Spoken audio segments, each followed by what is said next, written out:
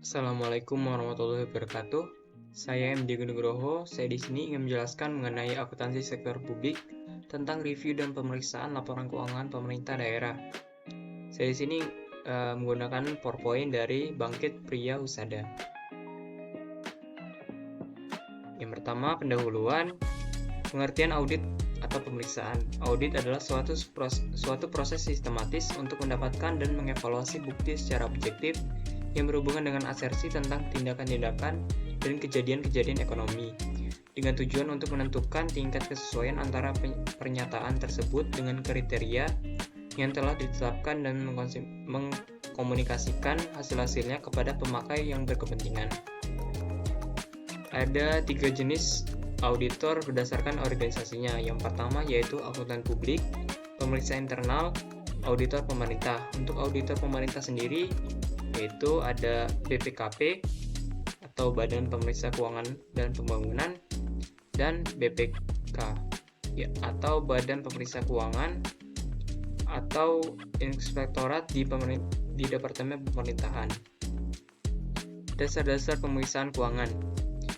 Dasar hukumnya yaitu dari Undang-Undang Nomor 17 Tahun 2003 tentang Keuangan Negara, Undang-Undang Nomor 1 Tahun 2004 tentang Pembendaharaan Negara, Undang-Undang Nomor 15 Tahun 2004 tentang Pemeriksaan Pengelolaan dan Tanggung Jawab Keuangan Negara, dan Undang-Undang Nomor 15 Tahun 2006 tentang Badan Pemeriksaan Keuangan.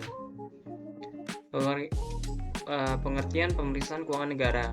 Proses identifikasi masalah, analisis, dan evaluasi yang dilakukan secara independen, objektif, dan profesional berdasarkan standar pemeriksaan untuk menilai kebenaran, kecermatan, kredibilitas, dan keandalan informasi mengenai pengelolaan dan tanggung jawab keuangan negara menurut Undang-Undang Nomor 15 Tahun 2004 tentang pemeriksaan pengelolaan dan tanggung jawab keuangan negara. Jenis-jenis pemeriksaan keuangan negara yaitu ada pemeriksaan keuangan, pemeriksaan kinerja, dan pemeriksaan dengan tujuan tertentu. Di sini ada perbedaan dari ketiga tadi, yaitu dari yang pertama yaitu tentang tujuan. Pemeriksaan keuangan dari tujuannya yaitu memperoleh keyakinan memadai sehingga pemeriksa mampu memberikan opini bahwa laporan keuangan menjanjikan secara wajar dalam semua hal yang material, atas kesesuaian dengan standar akuntansi, kecukupan pengungkapan, kepatuhan terhadap peraturan perundang-undangan, dan efektivitas sistem pengendalian intern. Sedangkan pemeriksaan kinerja yaitu menilai aspek ekonomi, efisiensi, dan atau efektivitas, serta aspek kinerja lainnya atas suatu hal pokok yang diperiksa dengan maksud untuk memberikan rekomendasi yang dapat mendorong ke arah perbaikan. Sedangkan untuk pemeriksaan dengan tujuan tertentu dalam bentuk kepatuhan bertujuan menilai apakah hal pokok yang diperiksa sesuai atau patuh dengan ketentuan peraturan perundang-undangan. Sedangkan untuk bentuk investigatif itu bertujuan mengungkapkan adanya indikasi kerugian negara atau daerah dan atau unsur pidana. Kemudian untuk hasilnya sendiri bagi pemeriksaan keuangan yaitu opini atas laporan keuangan. Sedangkan pemeriksaan kinerja yaitu kesimpulan dan rekomendasi atas aspek kinerja yang dinilai. Kemudian untuk pemeriksaan dengan tujuan tertentu yaitu kesimpulan berdasarkan tujuan pemeriksaan. Kemudian ada ruang lingkupnya. Untuk pemeriksaan keuangan, ruang lingkupnya seluruh laporan keuangan. Sedangkan pemeriksaan kinerja yaitu lebih spesifik, dan pemeriksaan dengan tujuan tertentu lebih spesifik. Yaitu selanjutnya ada waktu pemeriksaan. Untuk pemeriksaan keuangan yaitu reguler atau berkala, sedangkan pemeriksaan dengan tujuan tertentu tidak reguler atau berkala. Kemudian hal pokok atau informasi hal pokok. Untuk pemeriksaan keuangan sudah ditentukan posisi keuangan, kinerja keuangan, arus kas, dan atau elemen lainnya dalam laporan keuangan. Sedangkan untuk pemeriksaan kinerja dan pemeriksaan dengan tujuan tertentu yaitu perlu ditentukan atau sesuai lingkup pemeriksaan.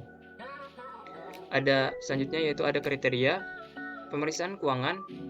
Kriterianya yaitu kerangka pelaporan keuangan atau SAP atau SAK dan peraturan perundang-undangan. Sedangkan untuk pemeriksaan kinerja yaitu peraturan perundang-undangan, best practice, dan lain-lain. Sedangkan untuk pemeriksaan dengan tujuan tertentu yaitu peraturan perundang-undangan.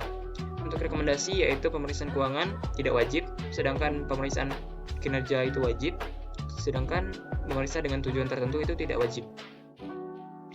Kemudian ada ruang lingkup pemeriksaan keuangan negara, yaitu dalam SKPN tahun 2017, yaitu lingkup pemeriksaan keuangan negara meliputi pemeriksaan atas pengelolaan dan tanggung jawab keuangan negara. Kemudian ada ruang lingkup keuangan negara. Yang pertama yaitu hak negara untuk memungut pajak, mengeluarkan dan mengedarkan uang, dan melakukan pinjaman. Kemudian ada yang kedua yaitu kewajiban negara untuk melaksanakan tugas layanan umum pemerintahan negara dan membayar tagihan pihak ketiga. Kemudian yang ketiga yaitu penerimaan negara. Yang keempat pengelolaan negara. Yang kelima penerimaan daerah. Yang keenam pengeluaran daerah. Yang ketujuh kekayaan negara atau kekayaan daerah yang dikelola sendiri atau pihak lain. Yang ke-8 yaitu kekayaan lain yang dikuasai pemerintah. Yang ke-9 kekayaan pihak lain yang diperoleh dengan menggunakan fasilitas yang diberikan pemerintah. Kewenangan pemeriksa BPK yaitu berdasarkan Undang-Undang Nomor 15 Tahun 2004 Pasal 10. Di dalam pelaksanaan tugas pemeriksaan, BPK memiliki kewenangan yaitu meminta dokumen yang wajib disampaikan oleh pejabat atau pihak lain yang berkaitan dengan pelaksanaan pemeriksa pengelolaan dan tanggung jawab keuangan negara. Kemudian mengakses semua data yang disimpan di berbagai media, aset, lokasi, dan segala jenis barang atau dokumen dalam penguasaan atau kendali dari entitas yang menjadi objek pemeriksaan atau entitas lain yang dipandang perlu dalam pelaksanaan tugas pemeriksaannya. Kemudian ada melakukan penyegelan tempat penyimpanan uang, barang, dan dokumen pengelolaan keuangan negara. Kemudian yaitu meminta keterangan kepada seseorang. Kemudian yang terakhir yaitu memotret, merekam, dan atau mengambil sampel sebagai alat bantu pemeriksaan. Kemudian perbedaan dari audit sektor privat dan audit sektor publik. Untuk pelaksanaannya sendiri, audit sektor privat yaitu dari kantor akuntan publik, sedangkan untuk sektor publik yaitu lembaga audit pemerintah atau KAP yang ditunjuk lembaga audit pemerintah. Kemudian ada objeknya yaitu dari sektor privat yaitu ada perusahaan atau entitas swasta, sedangkan sektor publik yaitu entitas program, kegiatan, dan fungsi yang berkaitan dengan pelaksanaan, pengelolaan, dan tanggung jawab keuangan negara sesuai dengan peraturan perundang-undangan. Kemudian untuk standarnya sendiri, sektor privat menggunakan standar profesional akuntan publik atau SPAP, sedangkan untuk sektor publik yaitu menggunakan standar pemeriksaan keuangan negara atau SPKN yang dikeluarkan oleh BPK.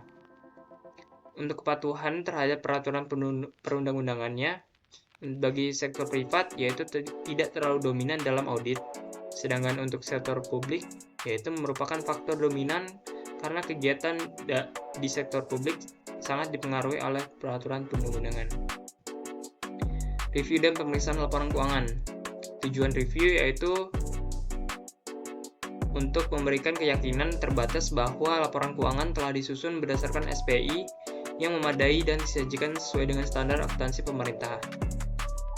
Oleh karena itu, review tidak mencakup suatu pengujian atas validasi substansi, bukti, atau dokumen sumber seperti perjanjian kontrak, pengadaan barang atau jasa, bukti pembayaran atau kwitansi, serta berita acara fisik atas pengadaan barang atau jasa, dan prosedur lainnya yang biasanya dilaksanakan dalam sebuah pemeriksaan. Perbedaan review dan pemeriksaan yaitu berbeda dengan pemeriksaan, review tidak mencakup pengujian terhadap SPI, catatan akuntansi, dan pengujian atas respon terhadap permintaan keterangan melalui perolehan bukti, serta prosedur lainnya seperti yang dilaksanakan dalam suatu pemeriksaan. Tujuan pemeriksaan keuangan. Pemeriksaan keuangan adalah pemeriksaan yang bertujuan untuk memberikan keyakinan yang memadai apakah laporan keuangan telah disajikan secara wajar dalam semua hal yang material sesuai dengan prinsip akuntansi yang berlaku umum di Indonesia, atau basis akuntansi komprehensif selain prinsip akuntansi yang berlaku umum di Indonesia. Ada standar pemeriksaan keuangan, di sini ada standarnya dan penggunaan SPKN-nya. Kemudian ada asersi manajemen. Asersi adalah pernyataan manajemen yang terkandung dalam komponen laporan keuangan. Pernyataan tersebut bersifat implisit atau eksplisit. Kemudian asersi manajemen meliputi dari keberadaan dan keterjadian, kelengkapan, hak dan kewajiban, penilaian dan pengalokasian, dan yang terakhir yaitu penyajian dan pengungkapan. Untuk penjelasannya sendiri, asersi keberadaan dan keterjadian yaitu apakah aset, kewajiban dan ekuitas yang tercantum dalam neraca dan catatan atas laporan keuangan memang benar-benar ada pertanggal neraca, apakah pendapatan serta belanja yang dilaporkan dalam laporan realisasi anggaran dan CLK memang benar-benar telah terjadi selama periode pelaporan. Kemudian apakah transaksi operasional, investasi, pembiayaan, dan transaksi non-anggaran yang mempengaruhi kas yang dilaporkan dalam laporan arus kas dan CLK memang benar-benar telah terjadi selama periode pelaporan. Kemudian ada asersi kelengkapan, yaitu berhubungan dengan jaminan bahwa semua transaksi dan rekening yang seharusnya telah disajikan dalam laporan keuangan memang telah tercermin dalam laporan keuangan dan tidak ada hal-hal yang material yang tertinggal dan tidak diungkapkan. Untuk asersi hak dan kewajiban yaitu berhubungan dengan keyakinan bahwa aset yang disajikan dalam laporan keuangan memang benar-benar hak entitas dan bahwa utang yang disajikan dalam laporan keuangan memang benar-benar kewajiban entitas pertanggal laporan keuangan. Sedangkan asersi penilaian yaitu berhubungan dengan keyakinan bahwa akun-akun yang disajikan dalam laporan keuangan telah mencerminkan nilai yang semestinya. Kemudian ada asersi penyajian dan pengungkapan, yaitu berhubungan dengan jaminan bahwa akun-akun yang disajikan dalam laporan keuangan telah diklasifikasikan, dijelaskan, dan diungkapkan secara semestinya. Berikut yang bisa saya dapat sampaikan, kurang lebihnya saya mohon maaf. Saya akhiri. Wassalamualaikum warahmatullahi wabarakatuh.